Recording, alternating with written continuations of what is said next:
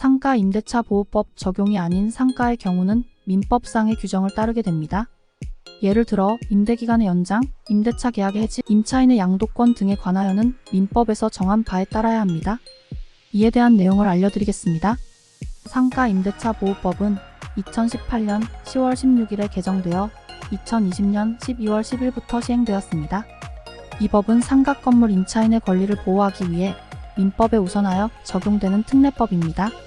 이 법은 사업자 등록의 대상이 되는 상가 건물의 임대차에 적용되는데 임차한 상가 건물의 주된 용도가 영업용이면 일부가 다른 용도로 사용되어도 적용됩니다.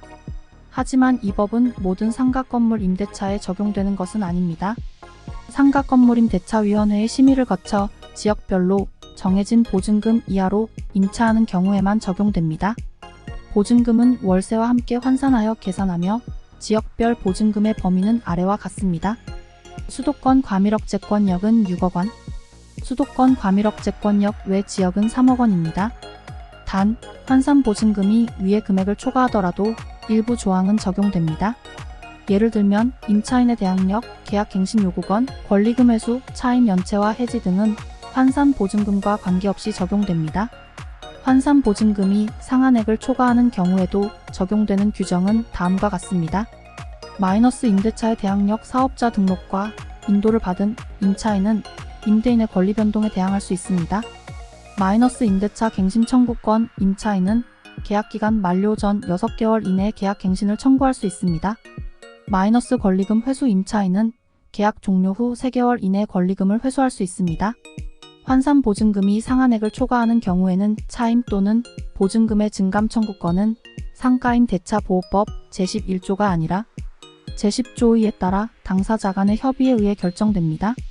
당사자 간 협의가 이루어지지 않으면 재판소에 심판을 청구할 수 있습니다. 환산보증금이 상한액을 초과하지 않는 경우에는 차임 또는 보증금의 증감 청구권은 상가임대차보호법 제11조에 따라 연간 5%의 비율 내에서만 가능합니다. 환산보증금이 상한액을 초과하는지 여부를 판단하기 위해서는 임대차 계약서를 확인해야 합니다. 임대차 계약서에 보증금과 월세를 명시하고 있으면 그 금액을 바탕으로 환산보증금을 계산할 수 있습니다. 그러나 임대차 계약서가 없거나 보증금과 월세를 명시하지 않고 있으면 실제로 납부된 금액을 기준으로 환산보증금을 계산해야 합니다. 환산보증금은 상가임대차보호법의 적용 여부와 관련된 중요한 요소이므로 임대인과 임차인 모두 정확하게 알고 있어야 합니다. 그렇다면 상가임대차보호법 적용이 아닌 상가건물 임대차는 어떻게 되는 것일까요? 이 경우에는 민법상의 규정을 따르게 됩니다.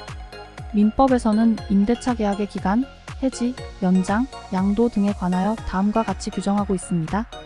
마이너스 임대차 계약의 기간은 당사자 간에 합의한 바에 따릅니다. 당사자 간에 합의하지 않은 경우에는 계속적으로 사용하는 경우 1년으로 간주합니다. 민법 제605조. 마이너스 임대인 또는 임차인은 계약기간 만료 1개월 전까지 상대방에게 통지하지 않으면 계약기간이 같은 조건으로 연장됩니다. 민법 제606조. 마이너스 임대인은 계약기간 중에 정당한 사유 없이 계약을 해지할 수 없습니다.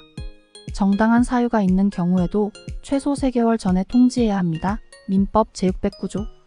마이너스 임차인은 언제든지 계약을 해지할 수 있습니다. 단 최소 1개월 전에 통지해야 하며 계약기간이 정해진 경우에는 임대인에게 손해배상을 해야 할 수 있습니다. 민법 제610조. 마이너스 임차인은 임대인의 동의 없이 임차권을 양도하거나 임대물을 전대할 수 없습니다. 민법 제611조. 이상이 상가 임대차 보호법 적용이 아닌 상가 건물 임대차의 경우 민법상의 규정입니다. 상가 건물 임대차에 관심이 있으시다면 계약 전에 임대차 보호법의 적용 여부를 확인하고 민법상의 규정도 숙지하시기 바랍니다. 감사합니다.